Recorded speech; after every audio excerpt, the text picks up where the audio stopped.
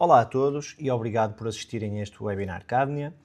Hoje vamos falar sobre algumas das principais novidades do SUDCAM 2026, mas sobretudo sobre aquilo que estas novidades podem trazer para o dia-a-dia de quem trabalha com CNC e precisa de tornar a programação mais rápida, mais flexível e mais automatizada, que de facto é aqui onde nós podemos ganhar a tão desejada vantagem competitiva. Vou focar-me essencialmente em dois temas. A operação 3D Finishing, com novas possibilidades para a maquinação de superfícies complexas, incluindo estratégias de 3 a 5 eixos, e o SUDCAM Filters, que permite aqui levar a automação da maquinação muito mais longe, criando regras inteligentes para decidir automaticamente o que deve e não deve ser maquinado. Vou começar pelo 3D Finishing. Ora, para isso, já tenho aqui o meu SolidWorks aberto e antes de passar ao tema em si, eu gostaria também de vos mostrar algo que nem todos poderão estar tão familiarizados, que é como podem, a cada lançamento de cada versão anual do SWOOD, como podem conhecer quais são essas novidades e até perceberem como é que podem trabalhar com elas. Para isso, se acederem aqui a Tools dentro do vosso SolidWorks, SUDCAM ou SWOOD Design é indiferente, e depois aqui ao submenu Help, tem aqui este botão que se chama What's New. Se clicarem nele, vai ser aberto um PDF com o documento que dá aqui apoio à divulgação das novidades então dessa versão. No caso estamos a falar do 2026, que é a que temos no momento. Este manual normalmente é muito bem estruturado e podem logo aqui recorrer ao índice. Imaginem que queriam então investigar algo sobre esta nova funcionalidade que eu vou falar. Podemos clicar logo aqui e estamos na zona do documento que nos fala exatamente desta nova funcionalidade. Pronto. Introduzida que está aqui esta possibilidade, vamos então àquilo que nos trouxe aqui hoje e falar aqui um bocadinho então do 3D Finishing, do novo 3D Finishing. Até agora, quando queríamos trabalhar determinadas superfícies complexas, muitas vezes era necessário preparar previamente a geometria, como criar knit surfaces ou até, por exemplo, fazer um offset surfaces, olhando para, por exemplo, para a peça que eu aqui tenho já para vos mostrar aqui esta situação. Imaginemos que queríamos aqui trabalhar nesta superfície, teríamos então aqui que criar mesmo uma feature de superfície para que depois conseguíssemos trabalhar sobre ela. No SUDCAM 2026 isto deixa de ser necessário, a operação de 3D Finishing consegue trabalhar diretamente com a geometria da nossa parte e permite gerar estratégias de maquinação desde 3 a 5 eixos, como eu já tinha referido. Além disto, temos também novas estratégias de projeção, como Spiral, Radial Zigzag e Pocket. Vou mostrar rapidamente como funciona esta nova funcionalidade. Passando aqui o pleonasmo. Portanto, nós, recorrendo ao nosso separador SUDCAM, podemos então aceder desde logo ao 3D Finishing. O que é que nós verificamos logo de início? Toda esta interface é uma interface completamente nova, onde temos diferentes áreas. Desde logo a tecnologia, que é onde nos encontramos neste momento, passando pela geometria, onde nós podemos definir aquilo que queremos maquinar ou proteger. Ok. Temos também a área das restrições ou constraints, onde nós podemos limitar aqui a nossa área de trabalho. Temos também a zona das trajectories, ou trajetórias, onde nós definimos aqui diferentes tipos de trajetórias para a nossa maquinação, para a nossa estratégia, digamos assim. E temos ainda o separador transições, onde nós depois podemos aqui também controlar alguns movimentos entre passagens. Nós não temos a necessidade de configurar tudo isto desde o início. Podemos começar com o mínimo indispensável, que será, por exemplo, a seleção da nossa ferramenta. Normalmente uma ferramenta de esférica. Eu vou selecionar aqui uma intermédia, para não ser muito pequena nem muito grande. Depois podemos então seguir logo para trajetórias, por exemplo, e escolher aqui uma qualquer trajetória que nos pareça bem. Eu vou manter esta só para vos mostrar alguma coisa. E com isto já podemos aqui fazer o nosso rebuild e perceber o que é que vai ser executado na nossa peça. Obviamente que nós não queremos que isto funcione assim, então a partir daqui podemos ir refinando a nossa estratégia. Então, se quisermos, por exemplo, controlar qual é que é exatamente a superfície onde vamos trabalhar, podemos aqui no separador Geometry dizer que queremos trabalhar apenas na face selecionada, que é o que eu estou a fazer neste momento, e selecionamos aqui no nosso modelo exatamente qual é que é a face que nós queremos trabalhar. Podemos também aqui, por exemplo, nas constraints, poderíamos limitar com um Z mínimo e um Z máximo. Neste caso, eu julgo que não ser importante. E podemos ainda aqui nas transições reduzir, por exemplo, os movimentos ou até alterar o tipo de movimento que é feito. Imaginemos que eu queria aqui, se calhar, em rampa e queria que ela levantasse apenas 2 mm, porque, visto que eu vou trabalhar apenas nesta face, seria suficiente. E podemos então fazer o nosso rebuild e perceber o que é que seria feito. Ok, ele está a fazer aqui passagens paralelas. Podemos ainda aqui na zona das passagens ainda alterar aqui, imaginemos para uma espiral, e obteríamos uma maquinação bastante diferente do que baseada nesta espiral que vemos aqui a cinza, e seria aqui uma estratégia bastante diferente daquela que estávamos a ver inicialmente. Portanto, mas para além de tudo isto, e podemos validar até para verificar o que é executado aqui no separador do campo. Portanto, já temos aqui a nossa estratégia de maquinação e simulando conseguimos perceber o que é que seria feito no caso desta peça. Podem reparar que isto é uma maquinação a 3 eixos. Reparem que há 3 eixos a variar em simultâneo, não sempre, não em constante, em contínuo, mas algumas vezes sim em contínuo. Mas aqui a parte mais interessante seria então transformar esta operação numa operação de 5 eixos. Para isso, nós podemos aqui editar novamente, como já fazemos com outro tipo de operações, e no nosso separador passagens, ou passes, nós temos aqui a zona que diz Tool Tilting, e no Tilting Type reparamos que está fixo, daí ser neste momento uma maquinação a 3 eixos. Se quiser transformar isto numa maquinação a 5 eixos, eu tenho aqui diversas opções.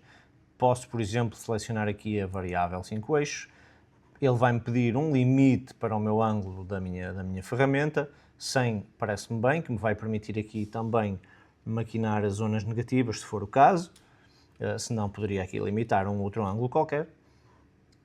E vou então fazer o meu rebuild. Ok, isto já houve aqui um pequeno ajuste. Vou validar novamente para verificar agora com uma nova simulação o que é que está a ser executado. E eu já consigo perceber que agora sim já tenho uma maquinação que me trabalha a 5 eixos contínuos neste caso.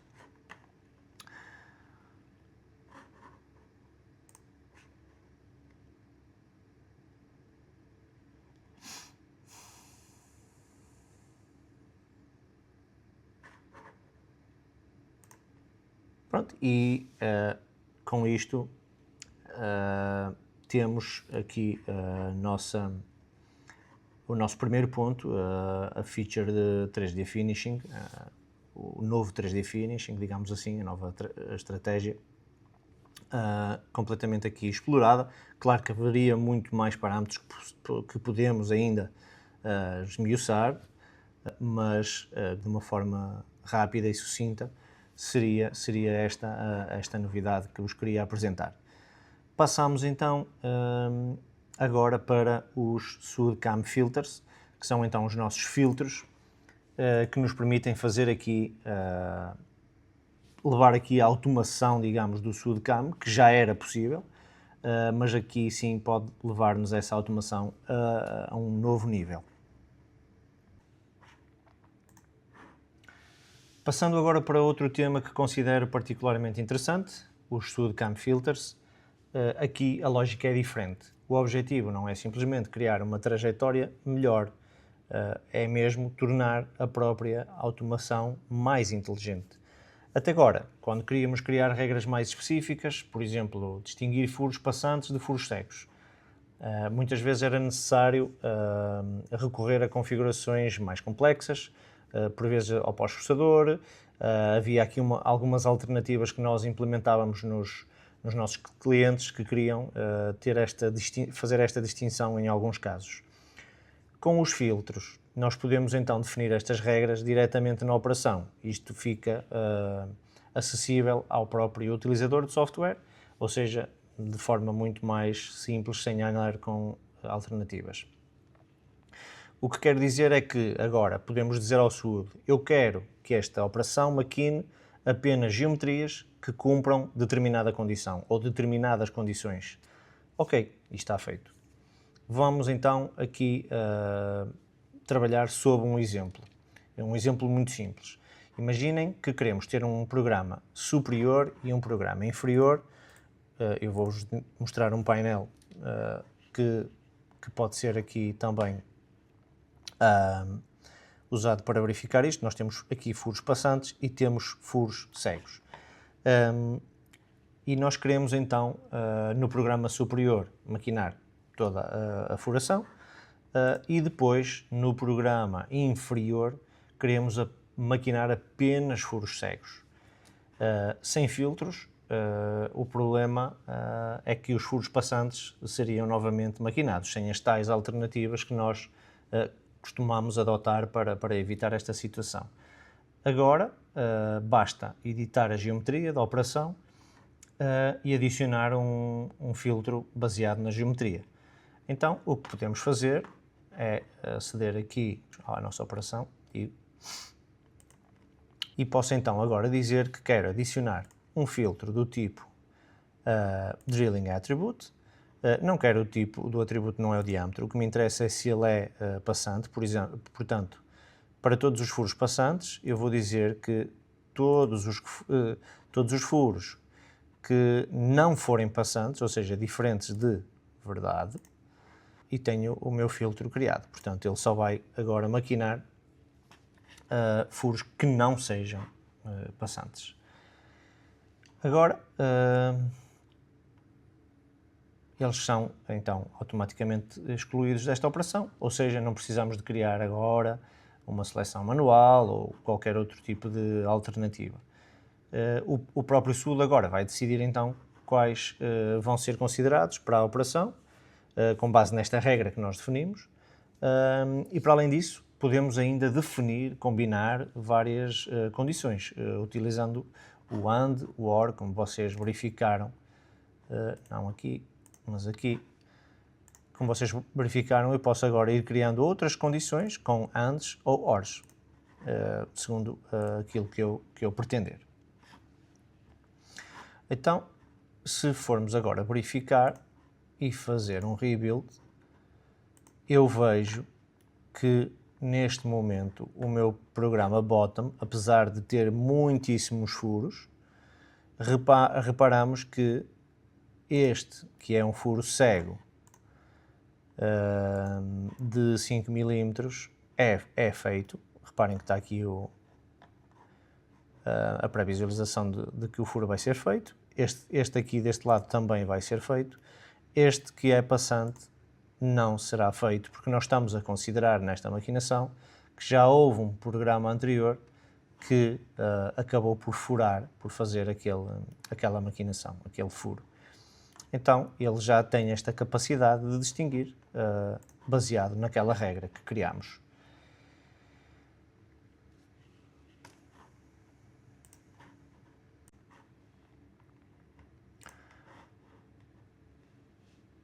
Podemos aplicar exatamente esta lógica a outros tipos de geometria, por exemplo, em rasgos. Podemos definir que para estes rasgos, imaginemos que abaixo de 5 mm, devem ser feitos com uma serra, enquanto que, por exemplo, ranhuras mais largas do que os 5 serão então maquinadas com uma fresa. Mais uma vez, não estamos a criar aqui nenhum tipo de operação manual, mas sim vamos criar uma regra e é precisamente aqui que vejo o maior potencial dos filtros. Transformar a automação numa lógica baseada nas características da geometria. Vamos então perceber como é que isto funcionaria na prática. Então,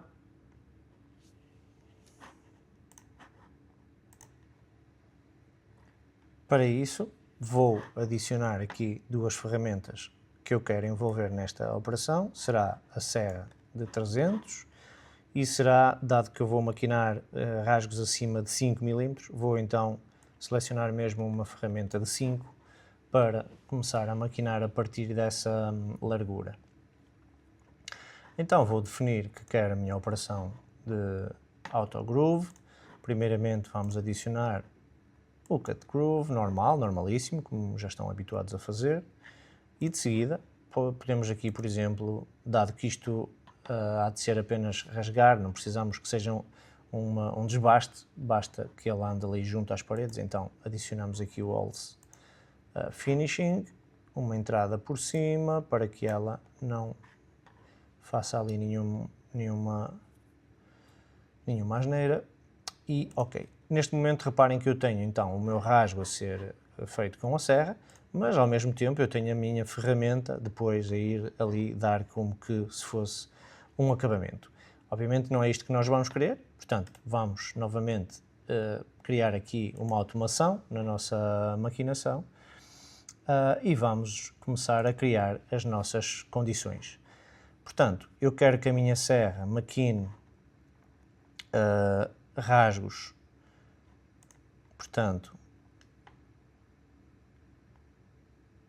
Groove Attributes,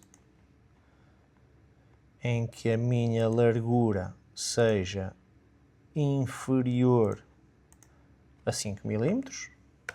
Portanto, este é apenas válido para este tipo de condição, enquanto que para a minha ferramenta eu vou dizer que é a mesma um atributo do próprio rasgo, em que a largura será agora não inferior, mas sim maior ou igual aos meus 5 mm.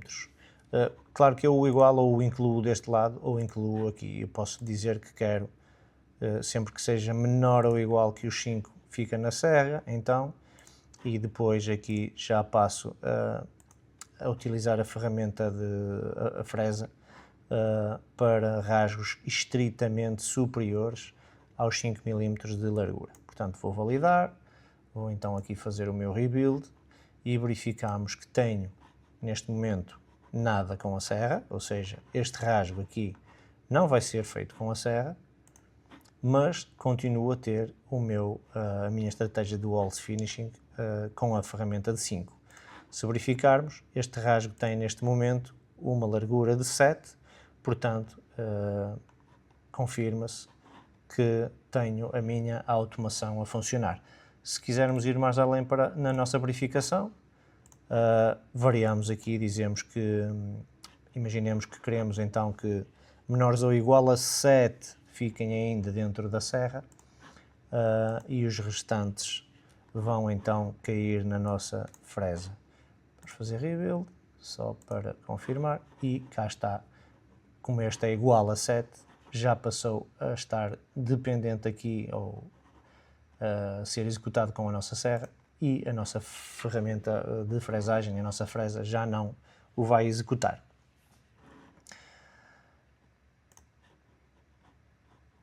Por isso, se tivesse de resumir estas duas novidades numa frase, diria que o 3D Finishing torna a maquinação de geometrias complexas mais simples e poderosa, temos um maior controle, enquanto os filtros tornam a automação mais inteligente e flexível. E, sobretudo, estas funcionalidades permitem-nos passar de uma programação baseada apenas em seleções manuais para uma programação baseada em regras e critérios. Ou seja, a automação que o SUDCAM já nos permitia está ainda mais poderosa. Está a ir além daquilo que já era nosso conhecido e daquilo que já era possível. Esta evolução é esta evolução que quero mostrar-vos hoje e espero que tenham gostado deste webinar. Vemo-nos no próximo. Obrigado.